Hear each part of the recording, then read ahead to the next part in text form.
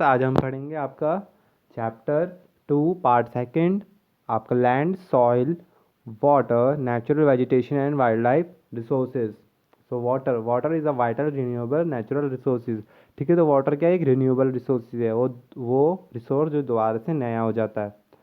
तो 3/4 of earth surface is covered with water. ठीक है, तो 3/4 ऑफ अर्थ का जो सरफेस है वो वाटर से कवर्ड है। It is appropriately called the water planet, और इसलिए अर्थ को क्या भी बोलते हैं हम? Water planet.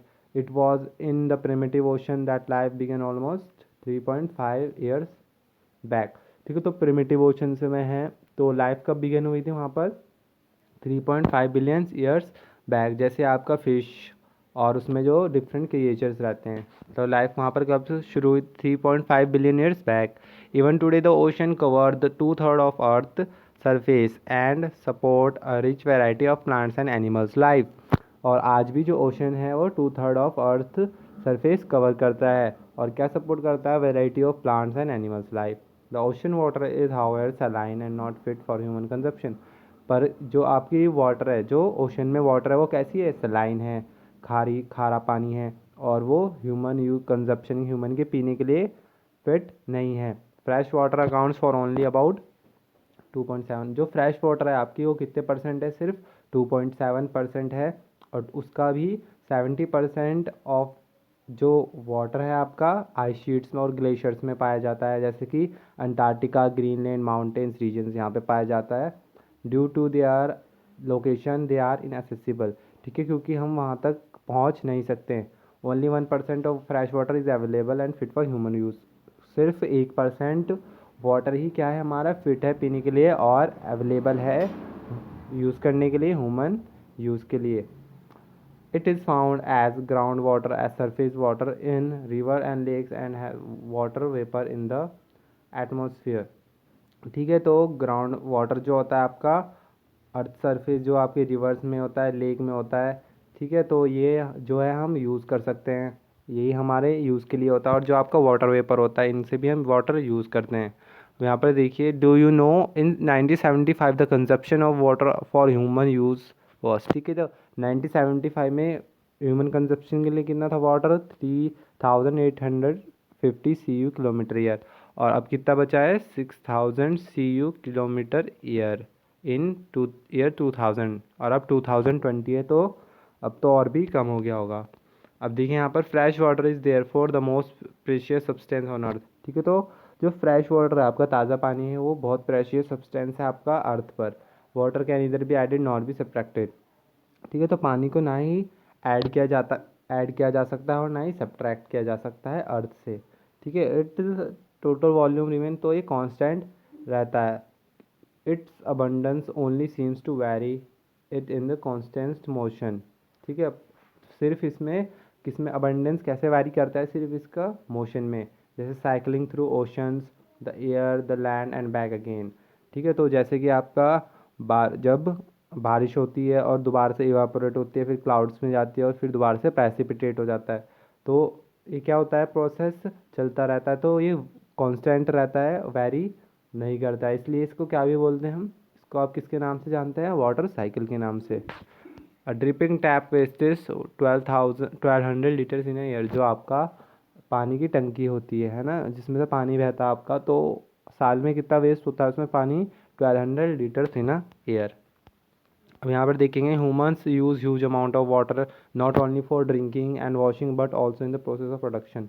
ठीक है, तो ह्यूमंस जो हैं बहुत सारा पानी यूज़ करते हैं, ना ही पीने के लिए, बल्कि पीने में भी यूज़ होता है, वॉशिंग के लिए भी, और जो आपका प्रोडक्शन होता है उसमें भी आप यूज़ करते हैं वाटर। यहाँ पर देखिए, वाटर एग्रीकल्चर के लिए यूज़ होता है, इंडस्ट्रीज़ में generating electricity through reservoirs of dams. ठीक है, डैम से इलेक्ट्रिसिटी यूज़ होती है आपकी। और जैसे कि इंक्रीजिंग पॉपुलेशन बढ़ रही है, तो demands of food, cash crops और urbanisation, rising standard of living, तो इसमें सब कुछ क्या चाहिए आपको? पानी चाहिए, है ना। तो इन सब से क्या हो रहा है आपका? जैसे ही नीड्स बढ़ रही हैं, तो आपका रिसोर्स की भी आपको ज़रूरत पड़ रही है। Are the major factor leading to the shortage. ठीक है, इसलिए क्या हो रहा है कि जो शॉर्टेज हो रही है आपको वाटर सप्लाई की थ्रू, या तो ड्राइंग, जैसे आपका वाटर ड्राई हो रहा है, या तो पॉल्यूट हो रहा है। अब यहाँ पे एक्टिविटी में बताया गया आपको कि an average urban Indian use about 135 litre water. ठीक है, एक एवरेज पर्सन का दिया गया है आपको, कैसे पर्सन वाटर यूज़ करता है एक दिन में। ठीक है, तो ड्रिंकिंग वाटर 3 लीटर, लीटर पर पर्सन पर डे दिया है आपको यहाँ पर।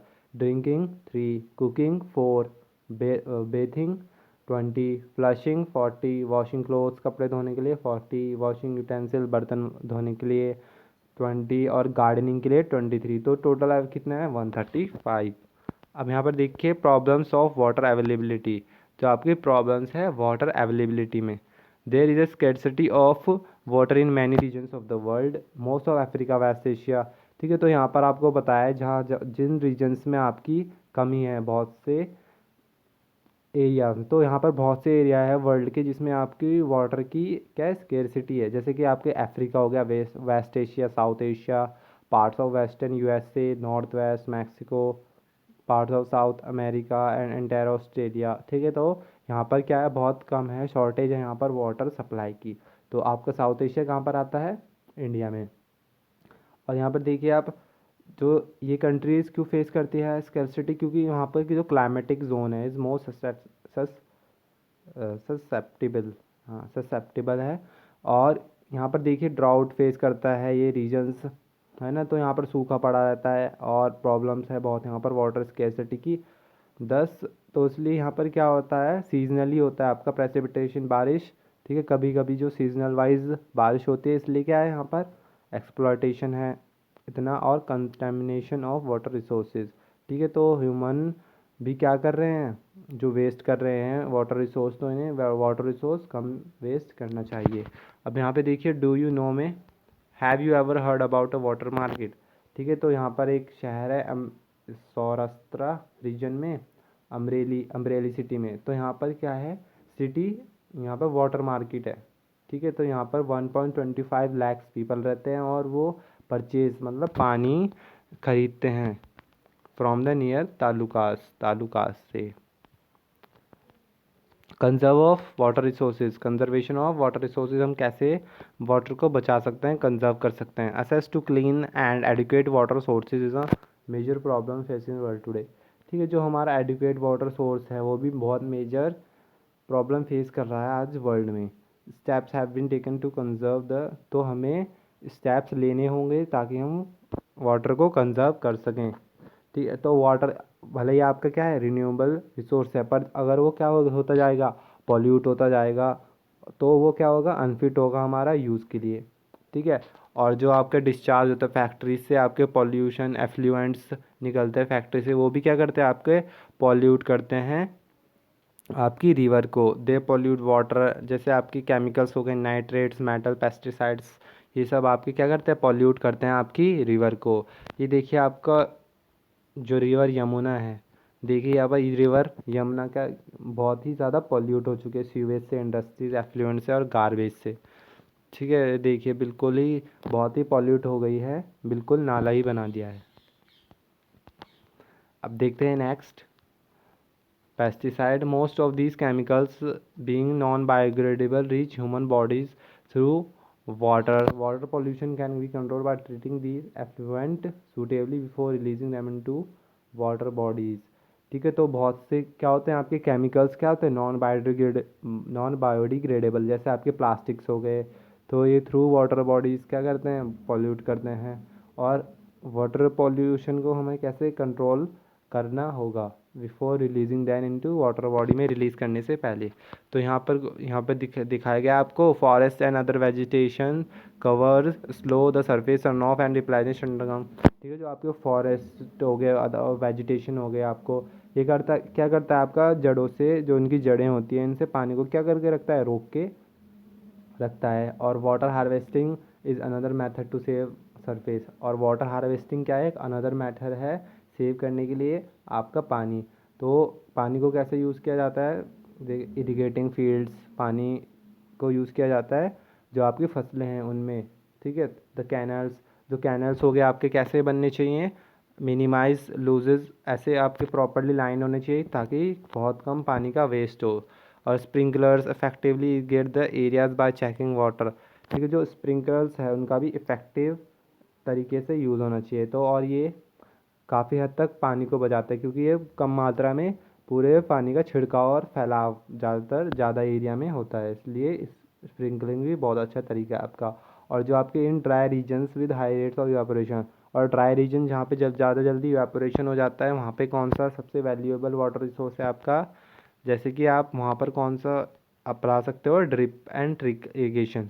ड्रिप और ट्रिकल इरीगेशन क्या होता है आपका, जहाँ पर जैसे अगर पेड़ है, पौधे हैं, तो वहाँ पे सिर्फ बूंद बूंद से जितनी उनको ज़रूरत है पानी को, उतना ही पानी उन्हें दिया जाता है ताकि वाटर वेस्ट ना हो।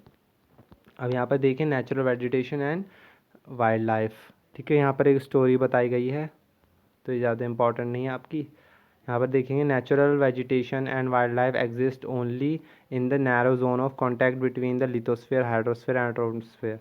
ठीक है, और जो नेचुरल वेजिटेशन और आपकी वाइल्ड लाइफ हो गई, तो यह आपकी कहाँ पर एग्जिस्ट करती है, नैरो जोन, जो कि कौन मिलकर बताता है, लिथोस्फीयर, हाइड्रोस्फीयर और एटमॉस्फेयर, और इसे हम क्या कहते हैं, बायोस्फीयर। ठीक है, तो बायोस्फीयर क्या, living beings are interrelated and interdependent on each other for survival.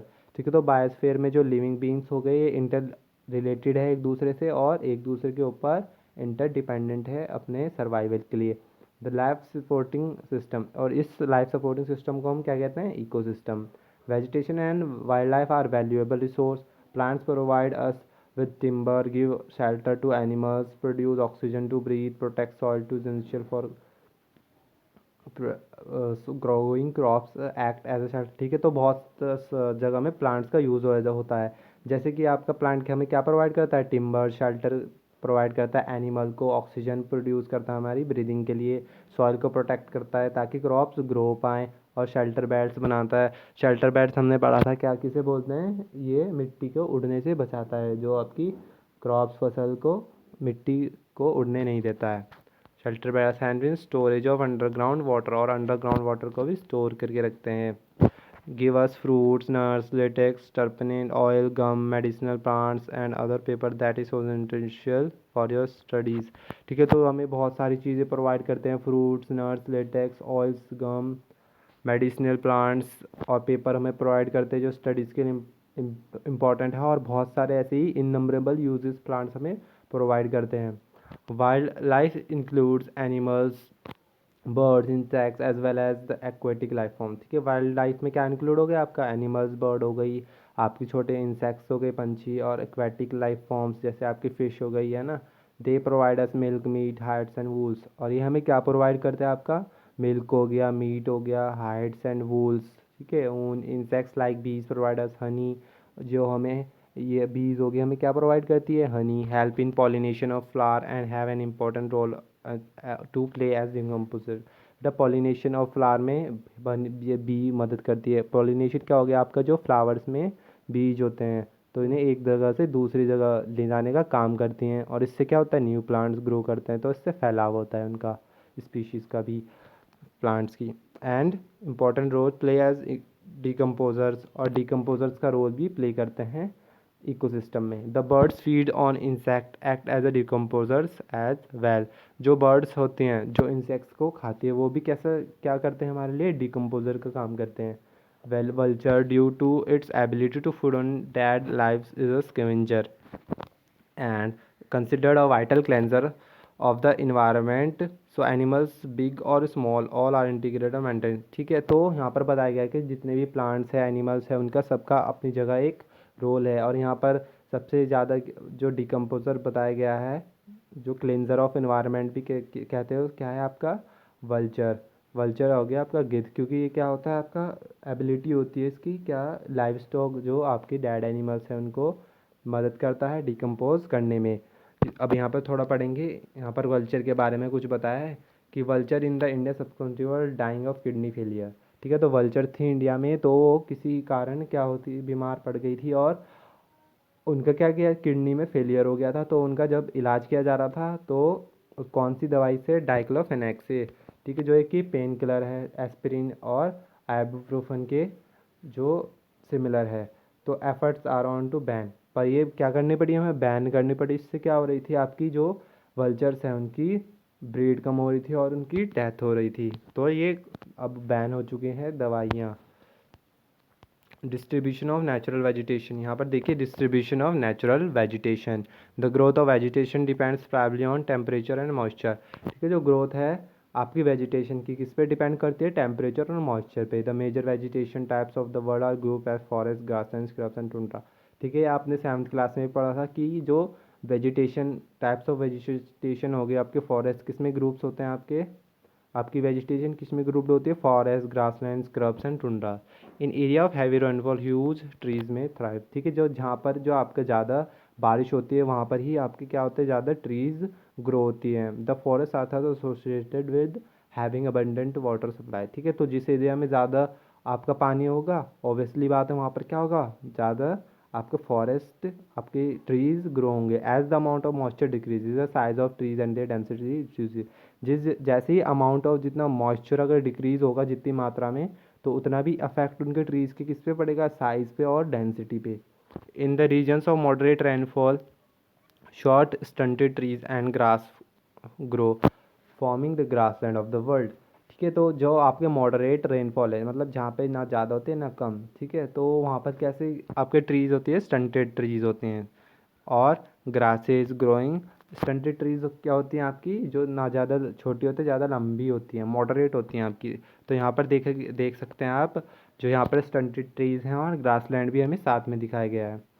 In dry areas of low rainfall thorny shrubs and scrubs grow. ठीक है, जो आपके बहुत कम बारिश होती है जहाँ पे जो सूखे इलाके रीजन्स होते हैं, तो वहाँ पे कैसे आपके प्लांट्स ग्रो करते हैं, thorny shrub and scrubs grow. ठीक है, जो कांटेदार आपके प्लांट्स हो गए वहाँ पर आपके ग्रो करते हैं। In such areas plants have deep roots and thorn and leaves. ठीक है, जो इन एरियाज में क्या होता है आपका, जो आपकी प्लांट्स होते हैं इनके रूट बहुत ज़मीन के अंदर तक होते हैं। And have leaves have thorny and vaccine surface. तो इनकी कैसे होती है लीव्स, थ्रोनी, ज़्यादातर कैसे होती हैं, थ्रोनी होती है, लीव्स बहुत कम होती है, थ्रोनी हो गया, वैक्सी सरफेस होता है to reduce loss of moisture by transpiration. ठीक है, तो थ्रू ट्रांसपीरेशन, जैसे कि आपका लीव्स में ट्रांसपीरेशन होता है, तो यहाँ पर क्या होता है कि इन वाटर ताकि कम मात्रा में होता है यहाँ पे, तो वो यूज़ हो चुका है अच्छे से, इसलिए इनमें लीव्स नहीं होती हैं। तो लीव्स की जगह वहाँ पे थॉर्नी बुशेस होती हैं।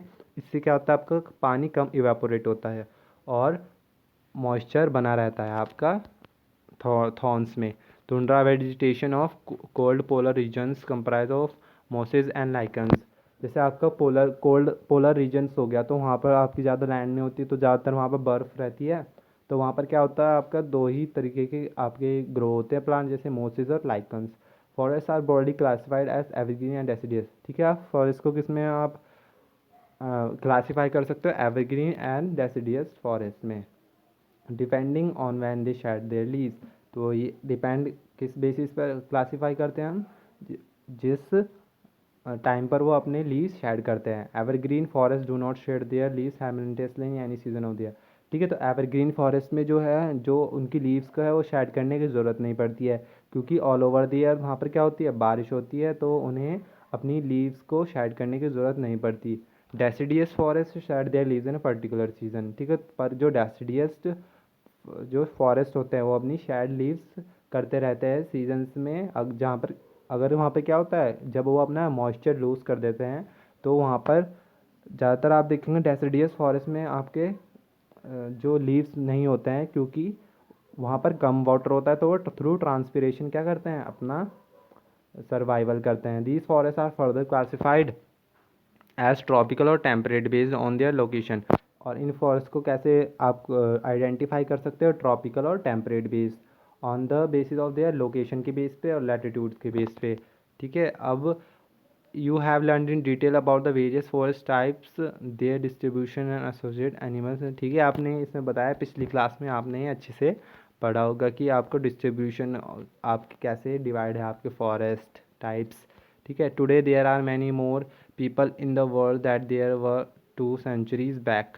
ठीक है, तो आज आज भी हमारे पास बहुत सारे पीपल हैं वर्ल्ड में, जैसे कि पहले से ज़्यादा, to feed the growing numbers of large, ताकि वो क्या कर सकें, आपके ग्रोइंग नंबर जो आपके प्लांट्स है फॉरेस्ट है इनको क्या कर सकें, फीड कर सके। पर क्या हो रहा है यहाँ पर, अब जैसे कि नंबर ऑफ पॉपुलेशन बढ़ रहा है तो फॉरेस्ट क्या हो रहे हैं, धीरे धीरे क्लियर हो रहे हैं क्रॉप्स को उगाने के लिए।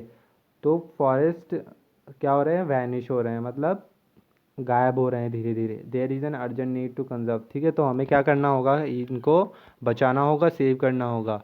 Conservation of natural vegetation and wild life. ठीक है, तो हम कैसे कंजर्व कर सकते हैं अपना natural vegetation and wildlife.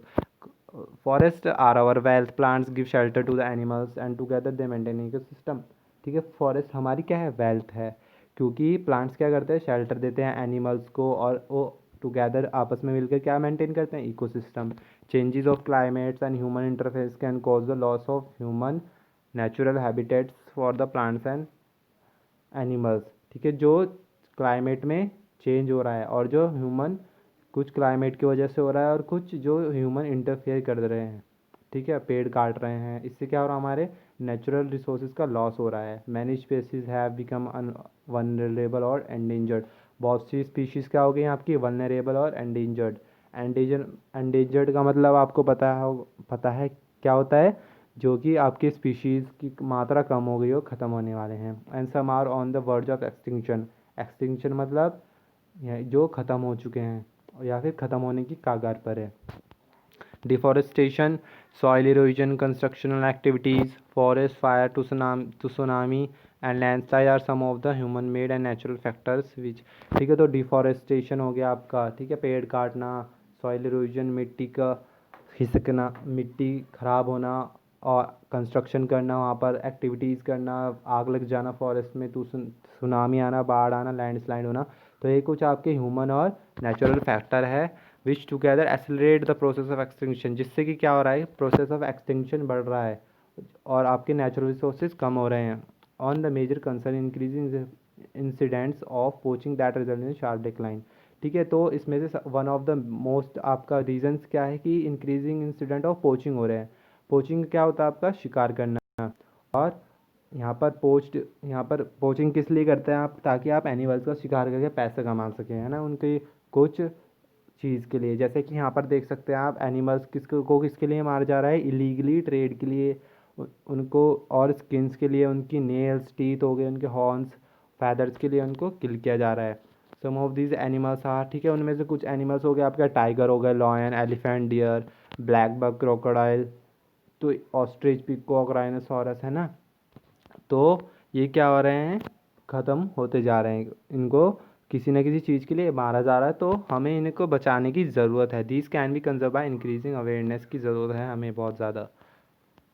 तो नेक्स्ट है आपका national parks, wildlife sanctuaries, biosphere reserves are made to protect our natural vegetation and wildlife. तो आपके जो नेशनल पार्क्स बनाए गए हैं, वाइल्ड लाइफ सेंचुरीज बनाई गई हैं, बायोस्फीयर रिजर्व बनाए गए हैं आपके, ताकि क्या हो सके, आपका natural vegetation and wild life आपका बच सके।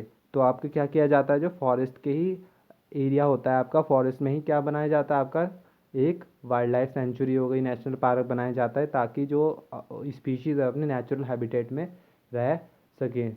तो conservation of creeks, lakes and wetlands is necessary to save the precious resource from depletion.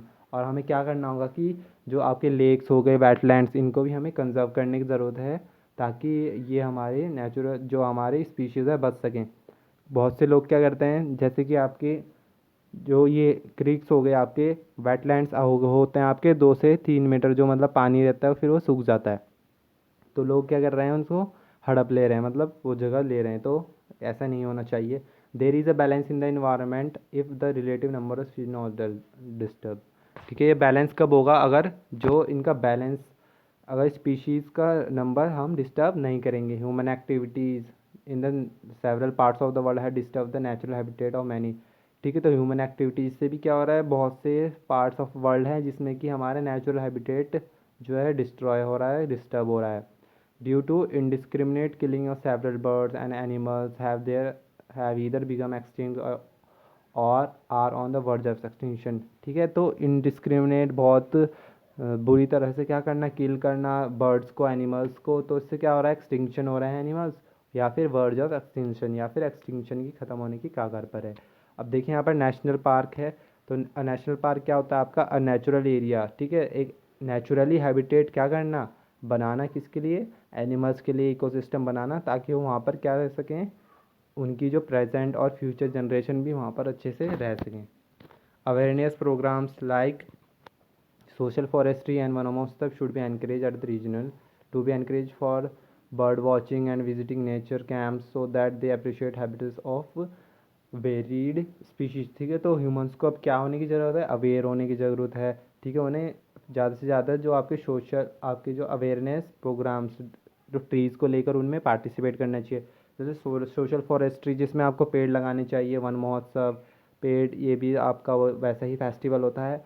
और कम्युनिटी लेवल पे क्या करना चाहिए, स्कूल चिल्ड्रंस को भी क्या करना चाहिए, आपको बर्ड वॉचिंग के लिए जाना चाहिए, नेचर कैंप्स होने चाहिए आपके। ठीक है, और हमें क्या करना चाहिए, अप्रिशिएट करना चाहिए आपकी जो डिफरेंट स्पीशीज़ हैं। Many countries have pass laws of declaring that the trades as well as killing of birds and animals are illegal. ठीक है, बहुत सी कंट्री में क्या लॉ पास किए गए हैं कि जो आपका इलीगल ट्रेड हो रहा है इसको बंद किया जाए, और जो आपके एनिमल्स है, किलिंग हो रही है एनिमल्स की, तो ये भी आपका इलीगल है। तो in India killing of lions, deers and tigers, great Indian bustard and peacock have been banned. तो इंडिया में भी आपका टाइगर को किल करना, लॉयन, डियर, इंडियन बस्टर्ड्स, तो ये सब यहाँ पर इंडिया में भी बैन है। And international convention sites has been established that listed several species of animals bird in which trade is prohibited. Conservation of plants and animals is an ethical duty of every citizen। ठीक है, तो यहाँ पर एक international जो है sites है आपकी, जो क्या करती है, एक ऐसा रूल्स, जिन्होंने रूल्स एंड रेगुलेशन बनाए हैं, जिन्होंने लिस्ट बनाई है सेवरल स्पीशीज़ की, जिसमें कि आप ट्रेड नहीं कर सकते हो। ठीक है, और कुछ ही आपके लिमिटेड है जिसके आप वो भी आप लीगली यूज़ कर सकते हो, वरना प्रोहिबिटेड है कि और हमें क्या करना चाहिए, कंजर्वेशन करना चाहिए प्लांट्स एंड एनिमल्स का। ठीक है, और यही हर एक सिटीज़न की हमारी ड्यूटी है। अब यहाँ पे देखेंगे sites the convention of international, तो इसकी फुल फॉर्म क्या है आपकी साइट्स की, convention on international trade in endangered species of wild fauna and flora. ठीक है, फौना फ्लोरा दोनों, प्लांट्स एंड एनिमल्स। ठीक है, तो क्या है, एक एग्रीमेंट है बिटवीन गवर्नमेंट का एग्रीमेंट है। तो इस क्या है इसका एम, इंटरनेशनल ट्रेड। तो इनका एम क्या है, आपका जो वाइल्ड एनिमल्स हो गए, प्लांट्स हो गए, इनको कोई डरा नहीं सकता उनके सर्वाइवल के लिए। रफली आपकी जो 5000 स्पीशीज़ हो गई एनिमल्स की, और 28,000 species of plants are protected. ठीक है, इसमें 30 स्पीशीज़ प्रोटेक्टेड है आपकी। और बियर्स हो गए, dolphins, cacti, corals, orchids, aloes are some example. यहाँ पर ये कुछ इसके कुछ एग्जाम्पल्स है। तो ग्लॉसरी पढ़ेंगे हम। बायोस्फीयर रिजर्व क्या होता है आपका, series of protected areas link through a global network. ठीक है, तो ये एक आपका ग्लोबल नेटवर्क पे, एक इंटरनेशनल लेवल पे क्या है, सीरीज़ है। तो ये किससे लिंक है आपकी, थ्रू क्या कर सकें आप, जो आपके प्लांट एनिमल्स हो गए, इनको कंजर्व कर सकें, उनका अच्छे से क्या करें हम, रिलेशनशिप मेंटेन करें और उनको बचा सके, कंजर्वेशन एंड डेवलपमेंट हो सके। ओके स्टूडेंट्स, आपका चैप्टर कंप्लीट हो चुका है। Thank you.